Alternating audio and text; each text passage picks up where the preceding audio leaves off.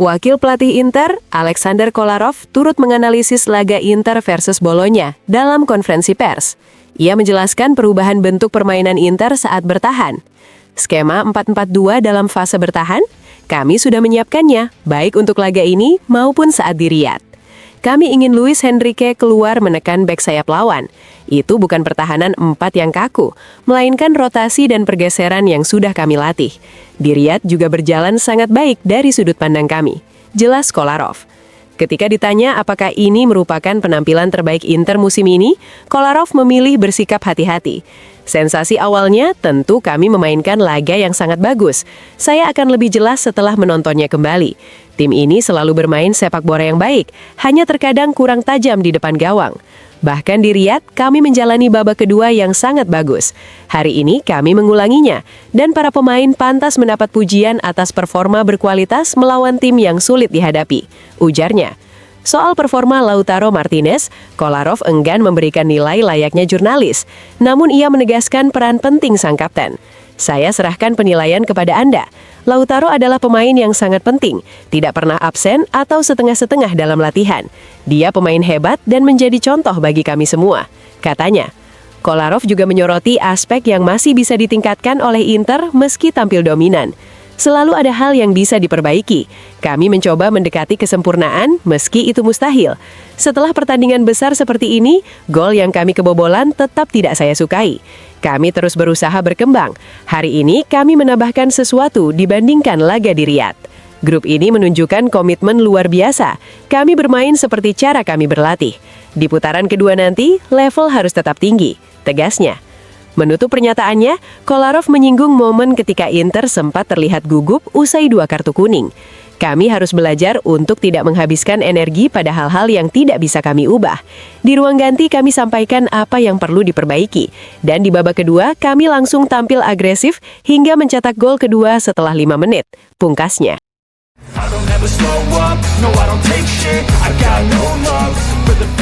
Jan Bisek menjadi pemain pertama Inter yang hadir di ruang konferensi pers Stadion San Siro usai kemenangan 3-1 atas Bolonya. Bek asal Jerman itu menilai hasil akhir jauh lebih penting ketimbang penilaian soal performa terbaik tim musim ini. Apakah ini penampilan terbaik kami musim ini? Yang terpenting adalah kami menang. Kami memainkan laga yang sangat bagus dan menunjukkan kualitas saat menguasai bola. Jika kami terus bermain seperti ini, kami bisa menjalani musim yang hebat, ujar Bisek. Terkait komposisi lini belakang, Bisek menyerahkan sepenuhnya keputusan kepada sang pelatih. Ia mengaku nyaman bermain bersama rekan-rekannya di sektor pertahanan. Itu harus ditanyakan ke pelatih. Kami bertiga adalah pemain dengan level tinggi, terutama Manu dan Basto. Saya merasa nyaman bermain dengan mereka dan kami punya kualitas untuk menjalankan apa yang diinginkan pelatih, jelasnya. Bisek juga menyinggung performanya secara pribadi, termasuk anggapan laga ini sebagai pembalasan setelah semifinal Supercopa. Namun ia menegaskan masih banyak ruang untuk berkembang. Meski saya bermain bagus, saya tetap harus terus meningkatkan diri. Saya berada di jalur yang benar, katanya. Menanggapi persaingan dengan Napoli dan Milan di papan atas, Bisek menegaskan mentalitas Inter adalah selalu membidik kemenangan di setiap pertandingan. Kami ingin memenangkan setiap laga, itu hal yang normal. Semua tim di papan atas sangat kompetitif, jadi kami harus menang melawan siapapun. Jika kami bermain seperti ini, kami sangat-sangat kuat, tutupnya.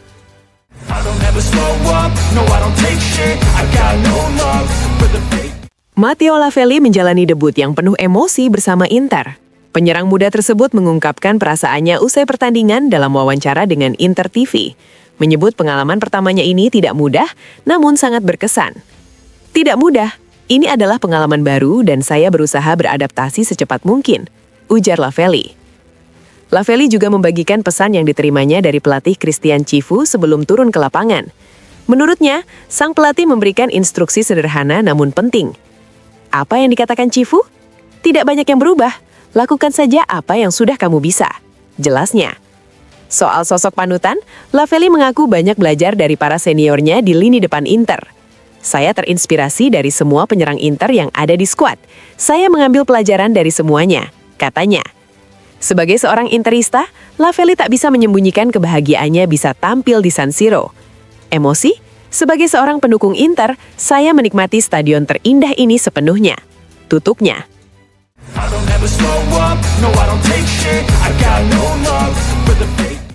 Inter membuka tahun 2026 dengan hasil positif. Kemenangan 3-1 atas Bologna di San Siro memastikan 3 poin penting sekaligus membawa Nerazzurri ke puncak klasemen secara sendirian. Namun di balik kemenangan tersebut, pelatih Christian Chivu harus kehilangan suara, sehingga mikrofon Inter TV diwakili oleh Alexander Kolarov seusai laga. Ini kemenangan yang sangat penting. Saya rasa baik hari ini maupun saat di Riyadh, tim sudah memainkan pertandingan yang sangat bagus. Malam ini kami mendominasi laga sejak awal. Pujian pantas diberikan kepada para pemain, ujar Kolarov. Mengenai pentingnya konsentrasi, Kolarov menegaskan aspek tersebut menjadi fokus utama tim dalam setiap pertandingan. Kami selalu bekerja untuk tetap fokus di setiap menit, karena kami tahu detail kecil bisa mengubah jalannya pertandingan. Gol yang kami kebobolan memang disayangkan, tapi secara keseluruhan hasilnya sangat baik, jelasnya. Dari 3 gol yang dicetak Inter, 2 diantaranya lahir dari situasi sepak pojok. Kolarov mengungkapkan bahwa latihan bola mati menjadi perhatian khusus staf pelatih. Kami bekerja keras di semua aspek, bahkan pagi ini kami sempat mencoba beberapa skema bola mati. Palombo yang menangani hal ini, jadi pujian tidak hanya untuk tim, tapi juga untuk dia, katanya. Menatap padatnya jadwal di bulan Januari, Kolarov menekankan pentingnya pemulihan kondisi fisik pemain.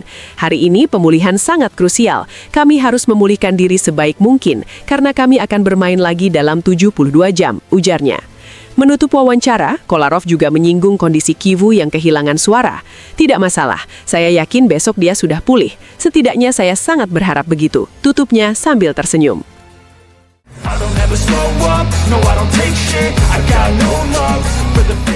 Andy Diouf tidak ambil bagian dalam laga Inter kontra Bologna yang digelar tadi malam. Gelandang tersebut dicoret dari daftar pemain pada menit-menit terakhir, seperti dilaporkan La Gazzetta dello Sport, akibat merasakan kelelahan pada otot flexor saat sesi latihan pemungkas. Kondisi Diouf disebut tidak mengkhawatirkan, namun tim pelatih memilih bersikap hati-hati demi mencegah resiko cedera yang lebih serius. Pemain yang bersangkutan akan dipantau dari hari ke hari untuk melihat perkembangan kondisinya. Situasi ini menjadi perhatian, mengingat Inter akan kembali bertanding dalam waktu dekat.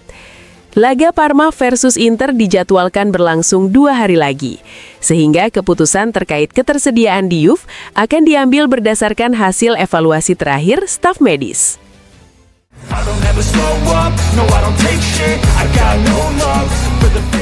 Christian Aslani dipastikan tidak akan kembali ke Inter dalam waktu dekat.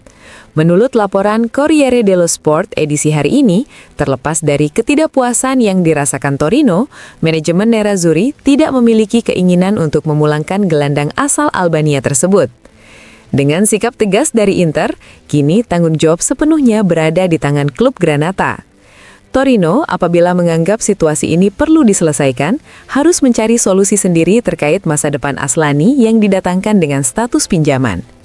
Keputusan ini menegaskan bahwa Inter tidak melihat opsi pemanggilan kembali Aslani sebagai prioritas, sehingga skenario perubahan klub di tengah musim sepenuhnya bergantung pada langkah yang akan diambil Torino.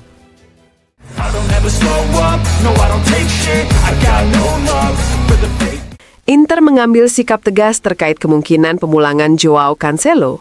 Menurut laporan Fabrizio Romano dan Matteo Moretto, manajemen Nerazzurri telah menyampaikan pesan jelas kepada Al Hilal tidak akan ada pertukaran pemain yang melibatkan Stefan de Vrij atau Francesco Acerbi jika transfer Cancelo tidak terwujud.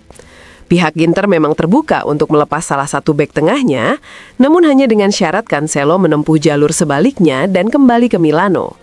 Tanpa kepastian dari bek sayap asal Portugal tersebut, baik De Vrij maupun Acerbi dipastikan akan tetap bertahan di Inter. Setelah menetapkan syarat mutlak tersebut, Inter kini menunggu keputusan Cancelo, yang hingga kini masih berharap mendapat kejelasan dari Barcelona. Pembaharuan terbaru menyebutkan bahwa penantian itu tidak akan berlangsung lama. Dalam beberapa hari pertama pekan ini, Cancelo ingin memperoleh jawaban definitif dari klub Katalan terkait niat mereka merekrutnya. Apabila tidak mendapat jaminan dari Barcelona, Cancelo disebut siap mengubur rencana kembali ke La Liga. Dalam skenario tersebut, Inter menjadi kandidat terdepan untuk menampungnya. Sementara itu, di sisi lain, situasi Christian Aslani juga menjadi perhatian. Gelandang kelahiran 2002 tersebut tidak lagi masuk dalam rencana Torino. Namun, klub berjuluk Granata itu tidak dapat memutuskan masa peminjamannya secara sepihak. Diperlukan persetujuan dari Inter, dan dalam beberapa hari ke depan, kedua klub dijadwalkan akan melakukan pembicaraan untuk menentukan langkah selanjutnya.